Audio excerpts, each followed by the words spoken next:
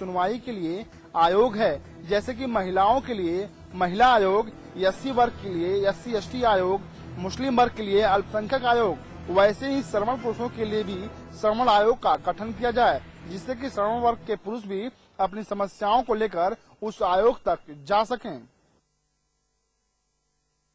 न्यायालय में डाली गई एक जनहित याचिका के सुनवाई के बाद यह आदेश दिया गया।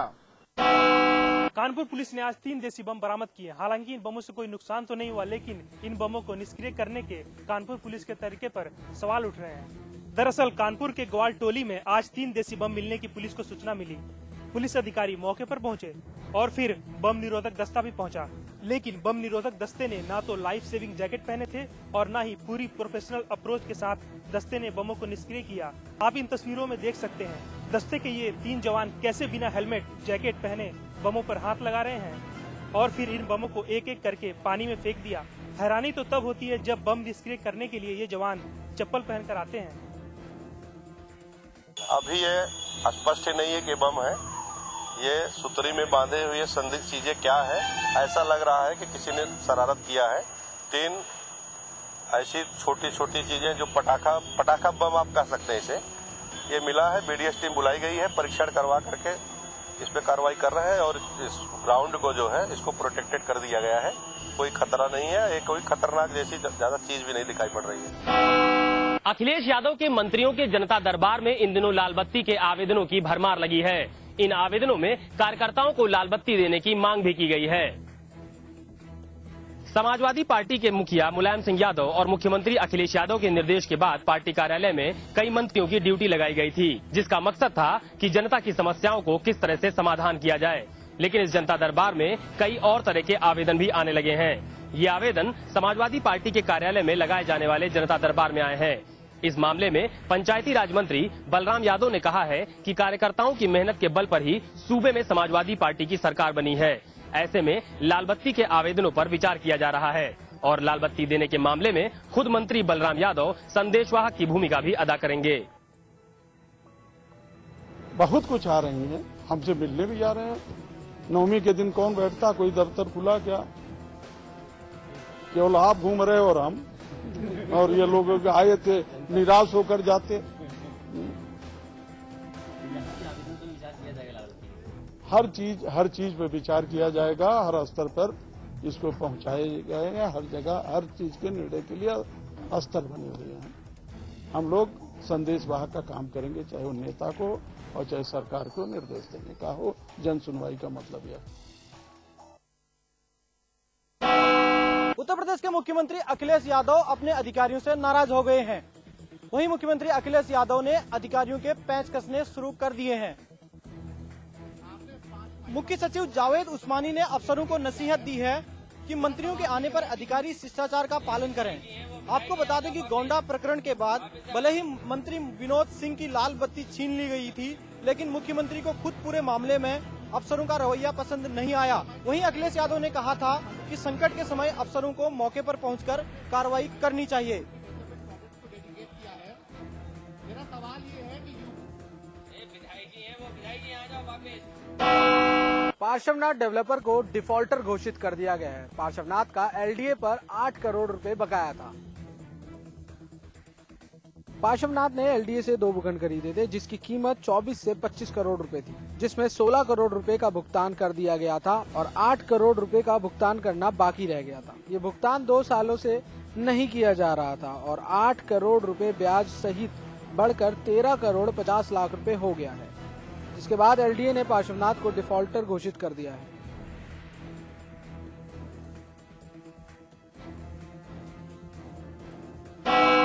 मुरादाबाद में एक लड़की के साथ रेप की कोशिश का मामला सामने आया है। पुलिस ने मामला दर्ज करते हुए एक आरोपी को गिरफ्तार कर लिया है। हालांकि अभी तक दूसरा आरोपी फरार बताया जा रहा है। पीड़ित लड़की का आरोप है कि उसी के रिश्ते के भाइयों ने उसके साथ पहले तो मारपीट की और फिर रेप की कोशिश की। वहीं पुलिस का कहना है कि ये रेप की कोशिश का मामला है, जिसमें एक शख्स को गिरफ्तार कर लिया गया है। ये महिला थाना कटगत क्षेत्र में इस्लाम नगर की रहने वाली है, और उसने आरोप ये लगाया कि उसी के मोहल्ले के 2 लड़कों ने उसके साथ बदतमीजी करी और विरोध करने पर उसके ऊपर तेल डालकर जलाने का प्रयास किया। मामला इसमें दर्ज कर लिया गया, 354-452 में दर्ज कर लिया गया। टिहरी लोकसभा उपचुनाव फतेह करने के बाद भारतीय जनता पार्टी टिहरी चुनाव की समीक्षा करेगी। पार्टी विधानसभा स्तर पर चुनाव परिणाम की समीक्षा करने जा रही है। ये बैठक 23 से 30 अक्टूबर तक होगी।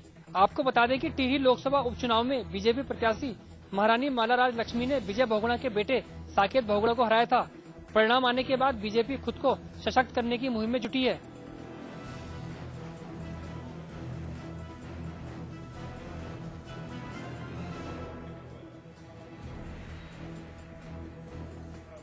भाजपा विधानसभा वार यह समीक्षा करेगी कि किस सीट पर उन्हें अपेक्षित वोट मिले और किस पर नहीं, ताकि अगले चुनावों के लिए मजबूती से डटा जाए।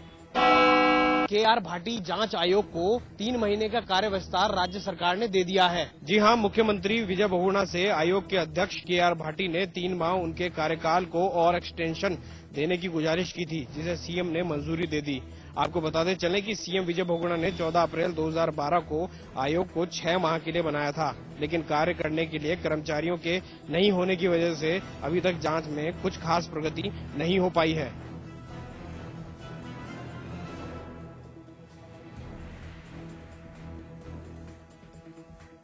ऐसे में जांच के लिए 3 माह का समय और दे दिया गया है। वहीं खुद विधायक सुबोध उनियाल ने इसकी पुष्टि कर दी है।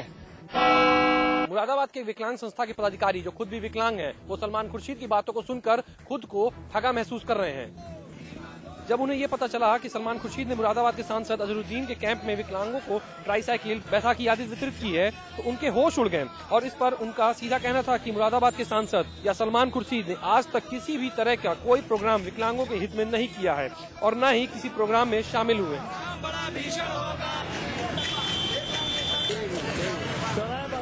माननीय सांसद अजहरुद्दीन ने जो लिस्ट ली थी अपने किसी अधिनिष्ठ के जरिए से, तो वो भी जो लेके रखी और जैसे कि ये योजना जो है सलमान खुर्शीद जी जो स्टेटमेंट दे रहे हैं, तो उन्हें जो है बताना चाहिए था कि हमने इस दिन ये सूची जो वितरण की है, लेकिन आज तक अजहरुद्दीन ने हमारी सूची का कोई जवाब भी नहीं दिया और ना ही कोई मुरादाबाद में ऐसे प्रोग्राम में उन्होंने प्रोग्राम किया है जिससे कि विकलांगों से संबंधित हो। तो हमने उन्हें 200-250 विकलांगों के नाम दिए थे और उन्हें हमने जरिए सोचे, आज तक उन्होंने हमें कुछ नहीं बैठा और न कोई ऐसा प्रोग्राम किया कि जिससे विकलांगों को सहूलत पहुँच सके। किसने मांगी थी सूची आपसे? ये मोहम्मद हसूद्दीन से हमने मांगी। कानपुर में एक मासूम लड़की के साथ गैंगरेप का मामला सामने आया है। पीड़ित लड़की को आनन फानन में अस्पताल में भर्ती कराया गया है, जहां मासूम की हालत स्थिर बनी हुई है। बताया जा रहा है कि श्यामनगर इलाके में लड़की अपने घरवालों के साथ रामलीला देखने गई थी, तभी बिजली चली गई, जिसका फायदा उठाकर हवस के दरिंदों ने लड़की को उठाकर सुनसान इलाके में ले गए, जहां लड़की के साथ गैंगरेप किया गया। मेले में खेल रही थी, वहीं हो गई। जब मिली तो ऐसी हालत में मिली, पुलिस को क्या बताएं। बच्ची ने कुछ बताया कि कौन है? उस टाइम भी कुछ नहीं बताया, अभी भी नहीं बता रहे। डर के मारे ये बता रहे कि एक आदमी उनको ले गया गाड़ी से। वारदात के बाद पुलिस मामले की जांच में जुट गई है, लेकिन रामलीला में हुए इस चीर हरण के बाद पुलिस की सुरक्षा पर भी सवालिया निशान लग गए हैं। हापुड़ में बदमाशों के हौसले हैं पूरी तरह से बुलंद। केंद्रीय संचार मंत्री सचिन पायलट के फूफा को बदमाशों ने गोली मार दी। गोली लगने से वे गंभीर रूप से घायल हो गए। हापुड़ के पास निजामपुर गांव में सचिन पायलट के फूफा अशोक कसाना रहते हैं। बीती रात पशु चोर उनके मकान में घुस गए। जब पशु चोरों का विरोध अशोक कसाने ने किया तो बदमाशों ने उन्हें गोली मार दी। गोली लगने से वह गंभीर रूप से घायल हो गए हैं, जिन्हें उपचार के लिए गहन चिंता के लिए अस्पताल में भर्ती कराया गया है।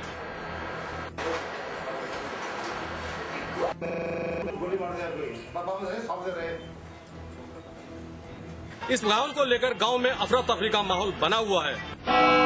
केदारनाथ राष्ट्रीय राजमार्ग पर तिलवाड़ा के पास फायर ब्रिगेड विभाग का एक वाहन दुर्घटनाग्रस्त होकर मंदाकिनी नदी में समा गया। हादसे में फायर ब्रिगेड के 2 लोगों की मौत हो गई है, जबकि ड्राइवर समेत 4 लोग अभी भी लापता हैं। हादसे के कारणों का पता नहीं चल पाया है। बताया जा रहा है बीती रात करीब 10 बजे यह हादसा हुआ। अंधेरा होने और वाहन के नदी में समाने की जानकारी किसी को नहीं मिल पाई। मंगलवार सुबह कुछ लोगों ने नदी में वाहन को देखा और इसकी जानकारी पुलिस को दी।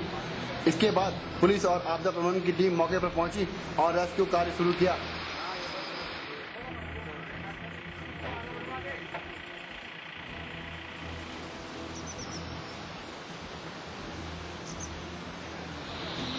रेस्क्यू टीम ने 2 लोगों का शव बरामद कर लिया है।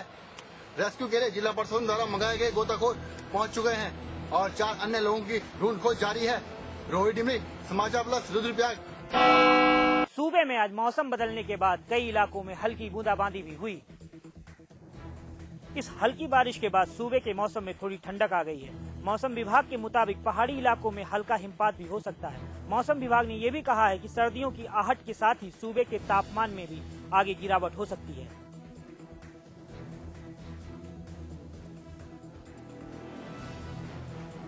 इस सुहावने मौसम के साथ मौसम विभाग ने हिमपात की भी चेतावनी दी है। संभल में इन दिनों दबंगों का कहर इस कदर है कि लोग पलायन करने पे मजबूर हैं। मामला किसौली इलाके का है, जहां दबंगों के खौफ से परेशान होकर दलित परिवार गांव छोड़ रहे हैं। वहीं गांव वालों का आरोप है कि दबंग उनके गांव में घुसकर उनके साथ मारपीट करते हैं और उनके जानवरों को भी उठा ले जाते हैं। आलम यह है कि दबंगों के कहर से लोगों का रो रो कर बुरा हाल है। इलाके में दबंगों का खौफ इस कदर है कि पुलिस भी कोई कदम नहीं उठा रही है। पलायन का मामला वैसे तो मेरे संज्ञान में आप लोगों के मीडिया के माध्यम से आया है। लोग बसपा की सरकार में किया करते थे, समाजवादी पार्टी की सरकार में तो लोग वापस घर को लौट के आ रहे हैं। मामला ये आज अखबार में पढ़ा गया समाचार कि इस गांव में कुछ लोग पलायन कर रहे हैं। उनका कहना है कि कुछ लोगों के आतंक से वो पलायन कर रहे हैं, लेकिन इस संबंध में न तो थानाध्यक्ष से कोई मिला है और न ही कोई क्षेत्राधिकारी से मिला है, न किसी अन्य अधिकारी से मिला है। तो उनसे पूछा गया कि भाई आपको कोई परेशानी है तो आप लिखकर अपनी शिकायत दीजिए और तत्काल उस पर वैधानिक कार्रवाई की जाएगी। पार्टी वोट के पीछे पार्टी बंदी और हमारे तो कितना ना जो मांगे वहाँ दे देता वोट आपने कहा दिया था, हमने प्रधान को दिया था हमारे। इस मामले में जब सत्ताधारी पार्टी के लोगों से बात की गई तो उनका कहना है कि गांव में किसी दबंग का कहर नहीं है, बल्कि आपसी विवाद के चलते गांव वाले गांव छोड़कर जा रहे हैं। बरेली में लोगों को ब्रह्मांड के रहस्यों से रूबरू कराने के लिए मोबाइल नक्षत्रशाला लगवाई जाएगी। उत्तर प्रदेश विज्ञान एवं प्रौद्योगिकी परिषद की ओर से निकाली गई इस मोबाइल नक्षत्रशाला के प्रदर्शन का इंतजाम जिला विज्ञान क्लब की ओर से किया जा रहा है। ये मोबाइल नक्षत्रशाला 31 अक्टूबर को बरेली पहुंचेगी। बरेली के कॉलेज में इस नक्षत्रशाला को प्रदर्शित किया जाएगा। ये नक्षत्रशाला सुबह 10 बजे से शाम 6 बजे तक खुली रहेगी। इस दौरान सुबह से लेकर दोपहर तक इसे छात्रों के लिए खोला जाएगा।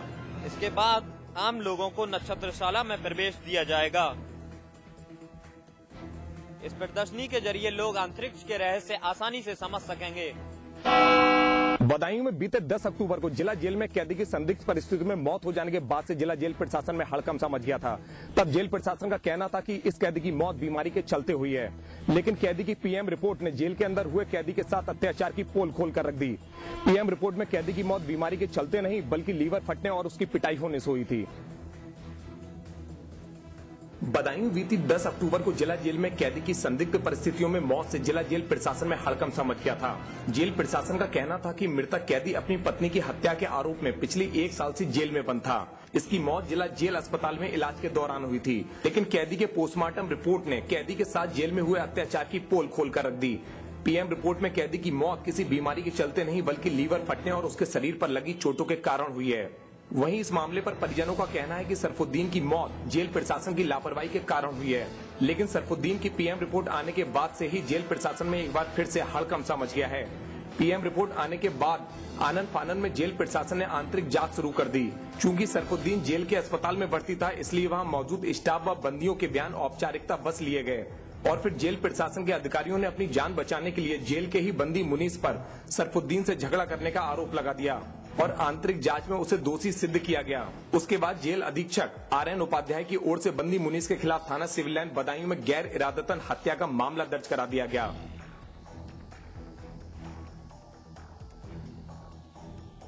इसमें 10 तारीख को एक अभियुक्त जिसका नाम सरफुद्दीन था, जो जेल में बंद था, उसकी मृत्यु हुई है। उसमें पोस्टमार्टम के आधार पर और जो जेल अधीक्षक हैं उनकी जांच के आधार पर इसमें ये मामला मार पिटाई का पाया गया है, जिसमें जेल अधीक्षक की ओर से जो जांच आई है उसमें नियमानुसार उसमें अभियोग पंजीकृत कर लिया गया है। फिलहाल जिला जेल प्रशासन ने अपने गुनाह छुपाने के लिए कैदी को ही अपनी साथी की हत्या का दोषी ठहरा दिया। जेल अस्पताल में स्टाफ की मदद करने वाले बंदी के खिलाफ ही गैर इरादतन हत्या का मामला भी दर्ज करा दिया गया है। सरफुद्दीन की हत्या की गुत्थी इतनी उलझ गई है कि इस मामले में जेल प्रशासन का कोई भी आला अधिकारी बोलने को तैयार नहीं है। चंपावत में प्रस्तावित जिला कारागार के स्थान को बदलने की मांग दिनों दिन जोर पकड़ती जा रही है। जेल को दूसरी जगह पर बनाने के लिए कई बार लोगों ने आंदोलन किया, लेकिन अभी तक इस मामले में कोई हल नहीं